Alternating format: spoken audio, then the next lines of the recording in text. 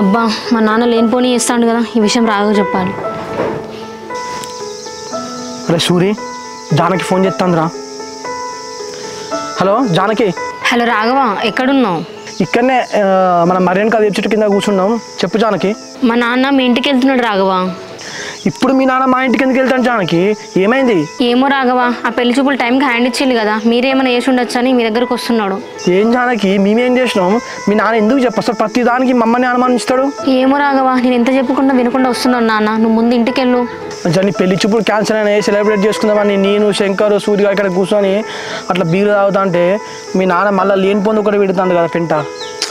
సరే రాఘవ, ఒకవేళ నాన్న సీరియస్ అయినా కూడా నువ్వేం మాట్లాడకు. ఓకే జానకి.